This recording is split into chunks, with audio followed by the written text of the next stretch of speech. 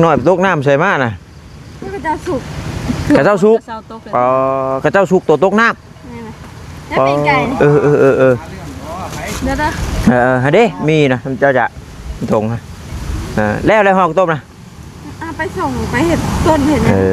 หู้แล้วจากกอจีโดนอาบน้ำนี้ใช่เนาะแปลกไว้มื้อนี้อาบน้ำซาหัวไว้มื้อนี้โอเค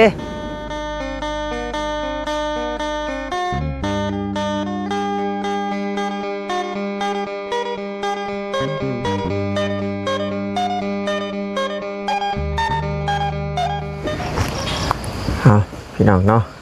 มื้อนี้ทางทีมงานพอสร้างเพิ่นขึ้นมามื้อนี้เนาะเมื่อวานนี่ก็ขึ้นมาแต่ว่าเบาต้าเพิ่นบ่ได้มาเมื่อวานนี่เนาะไปแจกเครื่องอยู่ทางจำพรเมื่อวานนี่พี่น้องเนาะอยู่บ้านท่าม่วงพี่น้องเนาะอยู่ทางดงลิงเอาสบายดีเด้อเนาะทางนี้เด้อพี่น้องเนาะคือวันนี้ก็ขึ้นมาทางเฮือนน้องน้อยก่อนพี่น้องเนาะก่อนที่กลับลงไปกันยังชีกลับลงไปแจกเครื่องคือเก่าอยู่เลยพี่น้องเนาะแต่ว่าขึ้นมาหาน้องเพิ่นก่อนเพราะว่า FC ก็เห็นเม่นมาหลายนะว่าอยากให้ขึ้นมาหาน้องน้อยแล้วก็กลับขึ้นมาเบิ่งงานน้ำนี่แหละพี่น้องเนาะขึ้นมาเบิ่งเวียกเบิ่งงานน้ำบ่ต้าก็ขึ้นมาอัปเดตที่ดอกพี่น้องเนาะบ่ต้าก็บ่ได้มีอย่างดอกมาอัปเดตให้พ่อแม่พี่น้อง FC เบิ่งซื่อว่าพอสร้างประเทศขั้นตอนได้แล้วแล้วก็เพิ่นขาดเรือยังแน่พี่น้องเนาะยับมาใกล้ออกนี่ก็ไม่หลอดนี่ก็เลยนะต่ำลงว่านี่พอแห้งแล้วนี่จะได้ก็ขอกราบทักทายสบายดีเด้อพี่น้องเด้อเนาะ FC กันเบิดสุขสุคนพี่น้องเลยออยทางฝั่งลาวฝั่งไทยเรือทางต่างประเทศนำก็ยินดีต้อนรับเข้าสู่ช่องของเบาตาบ้านเฮาคือเก่าพี่น้องเนาะนี่ก็อยู่เฮือนน้องน้อยมื้อนี้ก็มีของมาเซอร์ไพรส์น้องน้อยอยู่พี่น้องเลยเนาะทั้งสองอย่างเลยนะมื้อนี้เนาะถ้ารุ่นเบิ่งว่าสิแม่นอีหยังพี่น้องเนาะพอดีว่าตอนนี้ทางน้องน้อยเพิ่นก็ยังบ่ทันออกมาพี่น้องเนาะโทรบอกน้องเพิ่นแล้วล่ะเมื่อวานนี้มาแต่เช้านี่เด้อว่าซั่นเพราะว่าอ้ายสิแล่นขึ้นไปหาเจ้าตอนเช้าและสิกลับลงไปแจกเครื่องน้ำเขาอ้ายเพิ่นเนาะอยู่ทางขมวนมื้อนี้พี่น้องเลยทางขมวนเมืองหนองบกบ่เมืองหนองบกแข่งขมวนนี่แหละพี่น้องเนาะถ้าจำบ่ผิดจะมีแม่เพิ่นเนาะฝากเครื่องมาให้น้องน้อยพี่น้องเนาะว่าสิมีอย่างแน่ถ้ารุ่นเบิ่งแล้วก็มีทางอ้ายบุญศรีเนาะทางฝั่งไทยเพิ่นก็ฝากมาคือกันพี่น้องเนาะถ้ารุ่นเบิ่งพี่น้องเอ้ยไปแต่ว่าตอนนี้น้องน้อยบ่ทันมาก็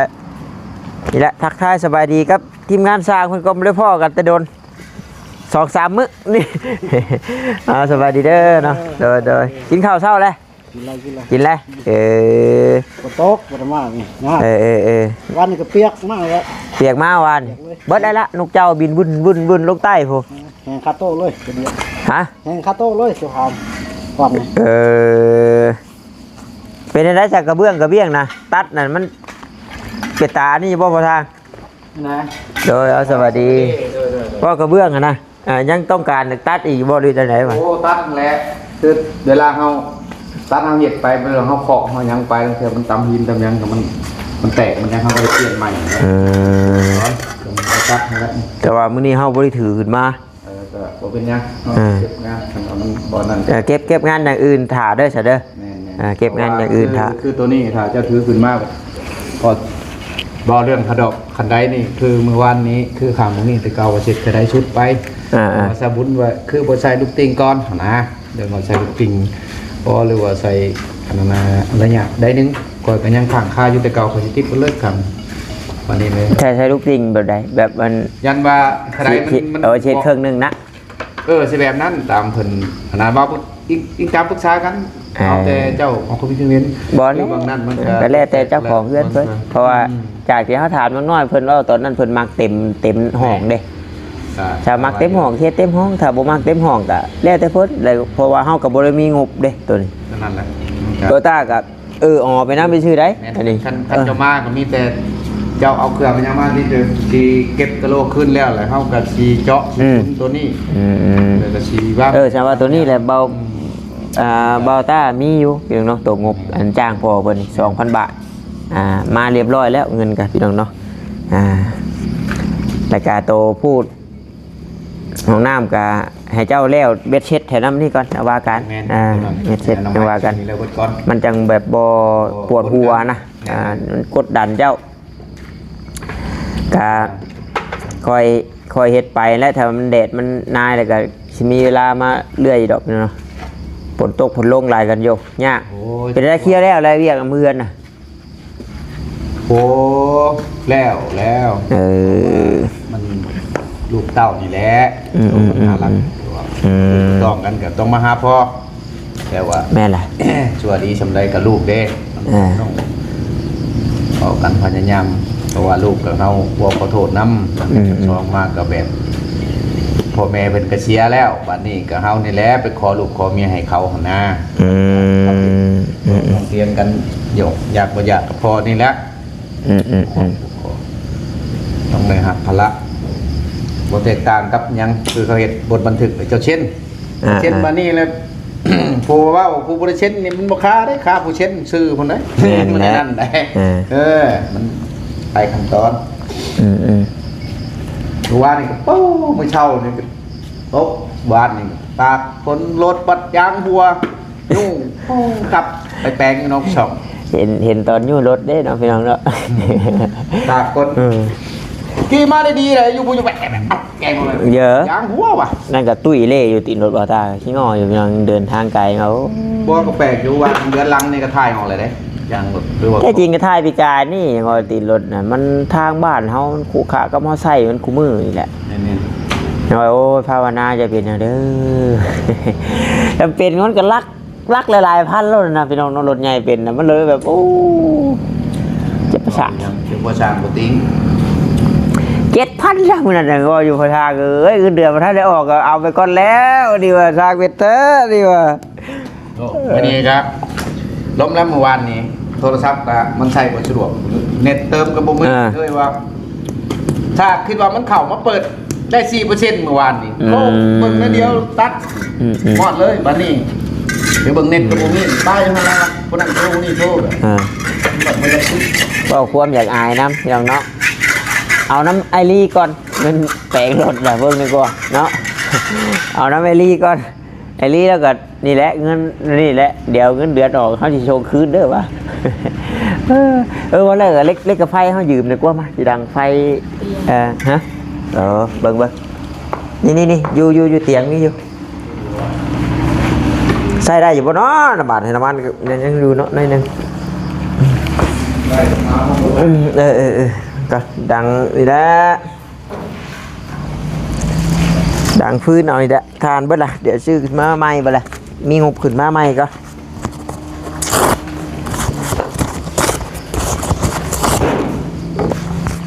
ใส่คือมันจะสร้างซื้อขึ้นมาไม่ยากยางเป็นรถบ่ยากดอกเดี๋ยวมันมีวิธีอยู่นี่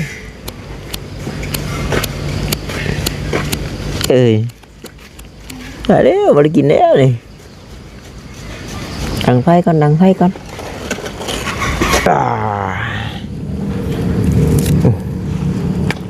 บ้าเดี๋ยวเนาะโบติดบาทนี่ปุ๊บสัวเลย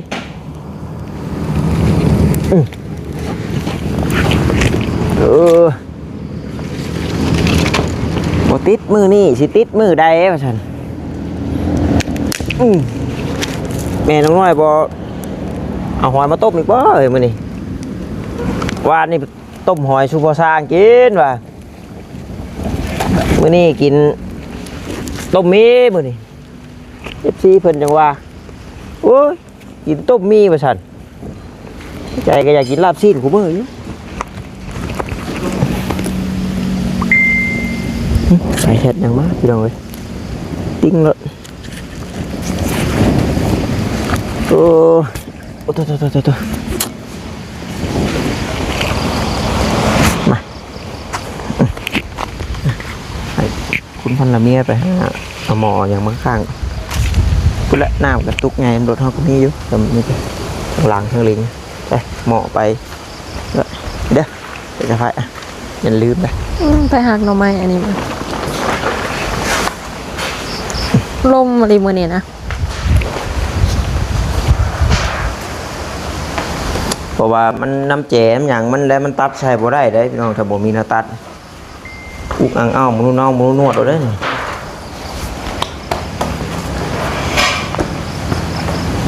มันเข้ามุมเข้าหยังมันยากเนาะเริ่มเฮาบ่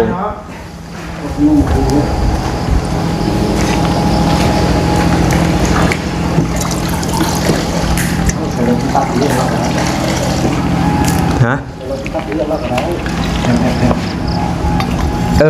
ถ้าว่ามันยังโบราณเนาะเจ้าเก็บใส่กระสอบนะเมื่อตัดนะแม่นแหละแม่นแหละบัตรโตเขาเฮ็ดเวียกยังไงยังเอามาอีกนะ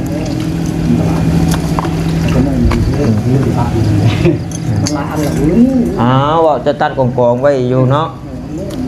ลืมได้คืออันเครื่องปั่นไผ่เพิ่นกับเพิ่นเอาออกไปใช้อยู่หน้าพี่น้องเนาะพอเพิ่นออกยามออกไปหน้าแล้วเพิ่นก็ออกไปนะ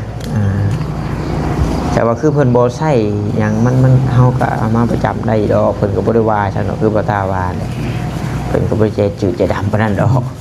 แต่ว่าเพิ่นก็ใช้คือกันเห็นนะเพิ่นว่าคนอยู่ให้อยู่หน้าอย่ามีปักนี่แหละ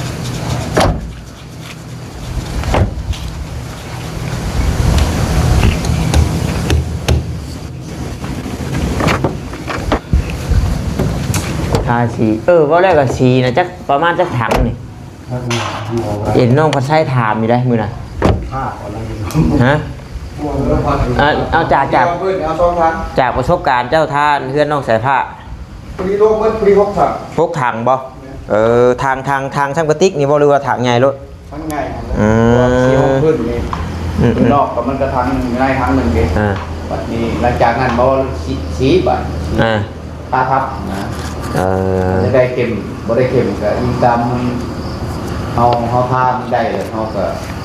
นะมันได้เนาะผ้าจะมันได้เพราะว่าเห็นน้องพัดไส้ถามอยู่มื้อน่ะว่าเงินน้ำน้องพัดไส้น่ะเราว่าเราสิชื่อกันบ่งเยี่ยมมาหรือว่าบ่กบมามันบ่กุ้มแล้วมันบ่จุ๊บแล้วสีนี่ก็ห้อยคิดว่าจักพันสีนี่ก็บ่แม่นทางละพันปลายพุ่นจัก9,100 1,300 1,200เดือนนี้บ่แม่นจะเข้า7,800น่ะแล้วแพงได้เนาะเก่งชุดก็เกินทำเงิน4ล้านก็ประเมินพอสร้างก็ต้องได้ช้าทำปลายหรือ4ได้ก็ไปซื้อได้พอสร้างบ่ได้ทำราคาคือบ่ปกติคือสีเพราะว่าสีแท้นี่สีแท้ทางนึงเนาะของเลยฮะสิ่งนอกในสมมติว่าทั้งนึงมีค่าทั้งในมันลายห้องมันก็บ่อยากพอเลยดิแม่นแต่ห้องพื้นไปซื้อท่าแต่มันทั่วซื้อก็ยังเบิดแล้วพันนึงข้างในนี่เพราะว่ามันห้องได้บัดนี้เฮาถ้าพักบัดจะ2ลายสมบูรณ์แค่มันเป็น6นะ6ถังติว่า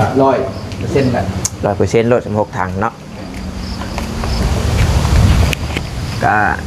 รอเบิ้งพี่น้องเนาะถ่าเบิ้งเพราะว่างบน้ำน้องปัดไส้นี่เราว่าประมาณ4 ล้านนี่เราอะอะไรหามเตียงมันผลโมตุกหามออกป้าไม่ดอกเลยเป็นอย่างเนาะเจ้าหน้ามันเกะกะชุมเจ้านะเอาออกก็แล้วหรือว่าออกอันหนึ่งบ่โอเคจะออกไว้นอกรถ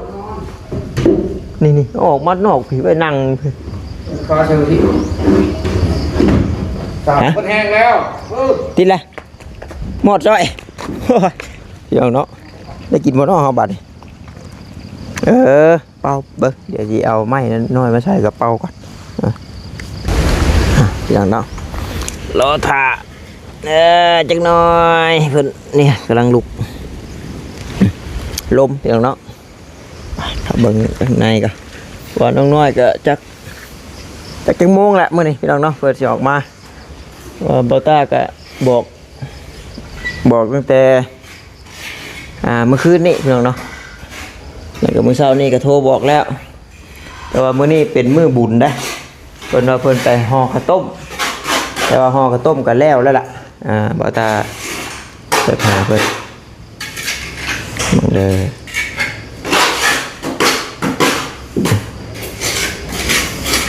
นี่9:00น เอากระมากับลาออกไปเด้อเอาหากระมาแต่ห่อต้ม อันนี้8:00 น40 นาทีรอเบิ่งจักโมง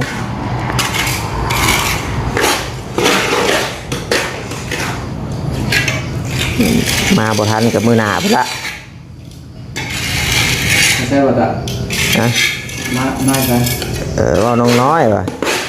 ว่าเพิ่นกำลังสิออกมานั่นตั้งแต่8:00 น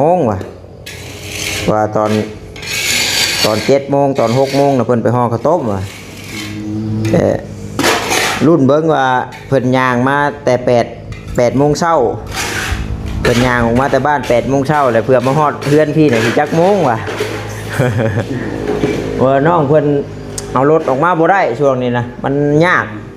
น้ำรถน้ำรางมาซาแต่เก่านี่ห่วยจะว่ากำลังสิออกมานี่อันดับบ่ายโมงผู้ใด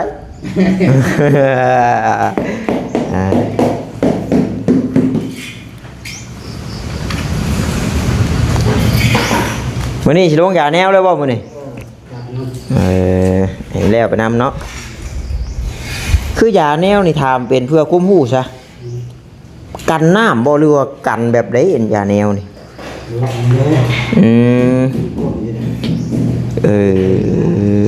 เพื่อบ่ให้ขี้พุ่นขี้เพื่อให้ตกลงแม่นบ่คือแผนของช่างหลวงแล้วว่าถ้ามันยังเล็กๆน้อยๆแท้แจนี่สิพากันเอาใส่กระสอบเมื่อแทกใส่กระสอบเมื่อตัดอยู่เฮือนเนาะมันก็ง่ายกว่าพี่น้องเอ้ยเนาะแม่นความเราอยู่ได้มันก็บ่ได้หลายมันเด้เท่าน้ำเจมันซื่อเพราะว่าโตมันได้จังหวะสากได้จังหวะนี่มันก็แล้วไปนำเด้ตั้งแต่แจมันบ่นู่นนี่นั่นนี่ซื่อ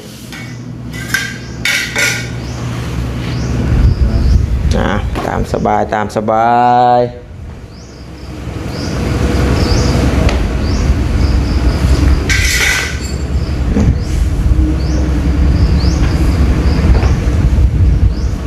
แต่ว่า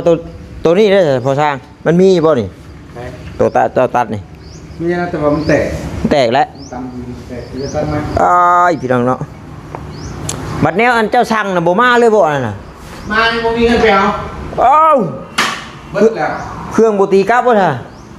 ที่ว่ามื้ออื่นแล้วว่ามื้อแรงนี่ขอเบิกเงินเงินกับเรา ไอ้ลีเราสิมาบ่มื้อนี้บ่แม่นเราไปนั่นแม่เราบ่ โอ้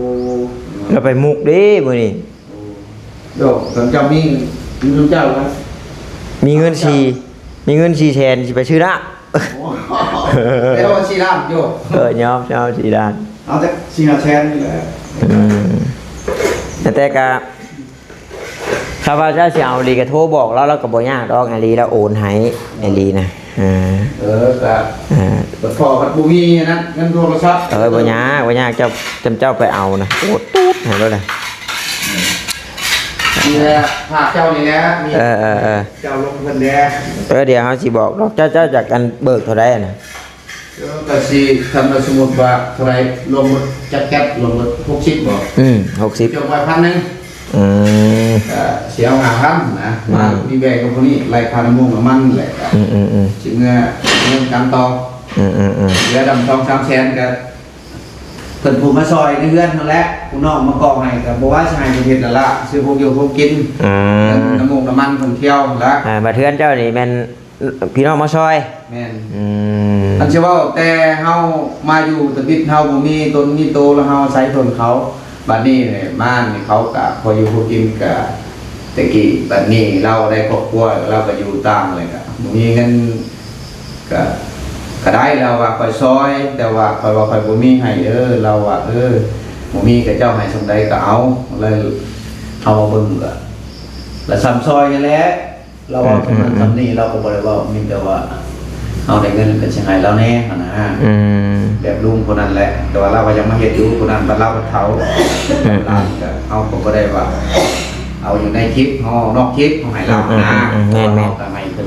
คือว่าง่ายเฮาบ่ได้เว้าจ้างนะเว้าซอยนะแล้วก็น้ำใจเฮาบัด ก็คล้ายพันก็มีเฮาก็ได้ว่าไทยก็ไฟกินของเฮา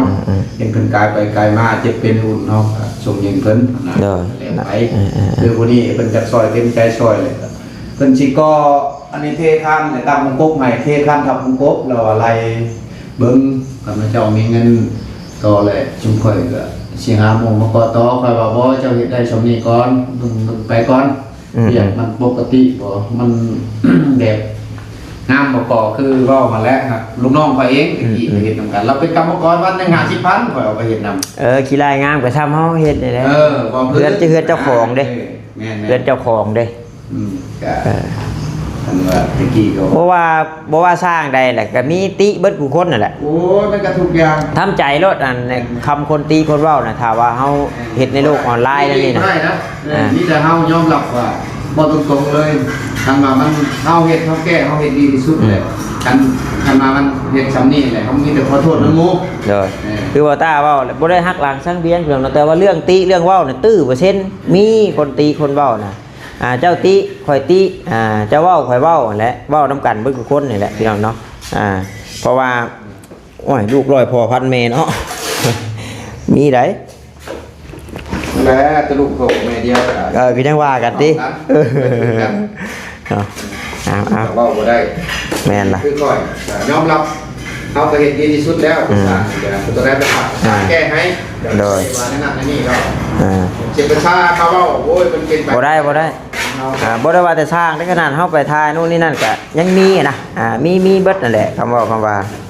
อย่ามันเนาะเพิ่นเนาะเอาบ่อะไรกับไผหมอดเลยน้ำก้นหมอดโอ้ยแต่ได้กินง่ายอยู่บ่โอเคเบิ่งโอ้พดแล้วได้พี่น้องเนาะโอ้ยฮ้อนนะมา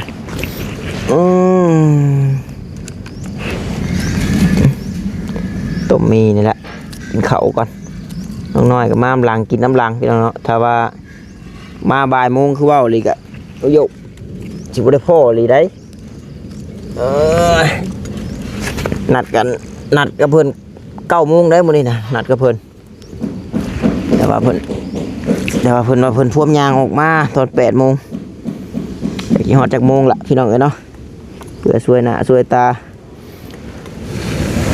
ปกติเพื่อยางมาเอ้ยมาลวกมาลวก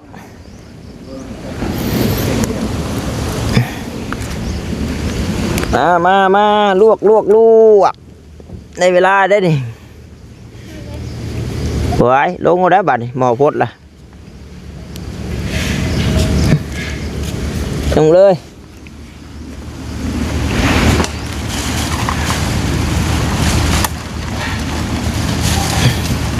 เพราะว่ามันลมเนาะไผ่กายก้นขี้เหมาะน้องรถมันเป็นเส้นรอดแค่เดียว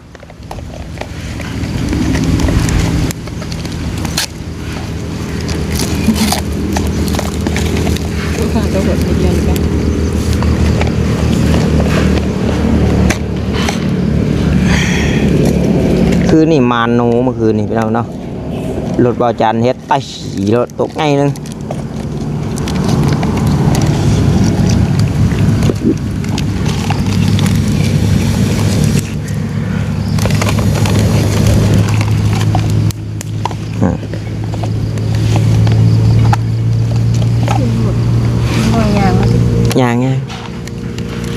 ยางช่วงนี้เพิ่นออกมาบุระอันนั้นรถเพิ่นท่านก็บอกว่าหยอกว่าโบแมนรักประจำเลยบ่บอกว่าหยอกน้องเพิ่นสิดอกนั่นเนาะ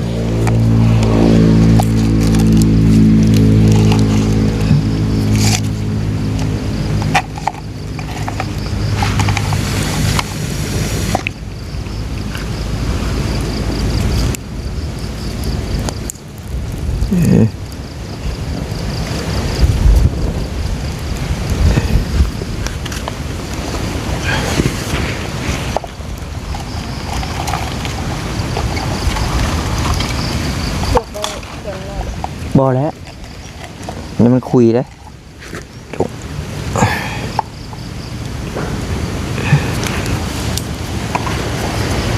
แต่ว่าหูว่าสิมาแล้วใครดอกเบิ่งโทรเบิ่งก่อน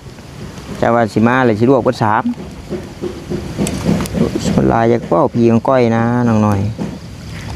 เลย เอาย่างนะย่างมันผัดอาบน้ำทำไมเนี่ย โย กลัวมื้อนี้เช้าเลยได้ขึ้นมา8 โมงในมื้อนี้นะ ก็ของน้องเพิ่นว่าตอน8 โมงลังออกมาว่ะกันย่างดีก็พอ50 นาทีดอกก็พอ30 นาทีดอกแต่บ้าน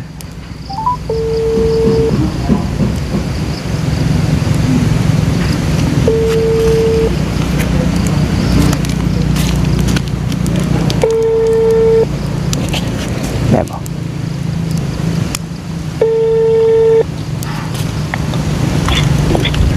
ฮอดใส่น้อยฮอดสาย มาก็ฮอดนะก็อ้ายแบน ยังอีกโดนอยู่บ่เพราะว่าชาวชั้นเนี่ยอ้ายสิลวกมี บ่ทนนะฮอดหาฮอดนะอ้ายแบนนะแค่ทาย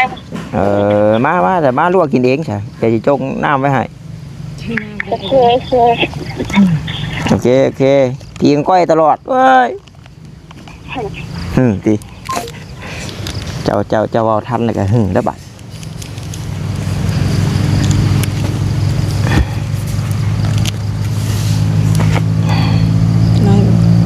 ได้มักได้โอเค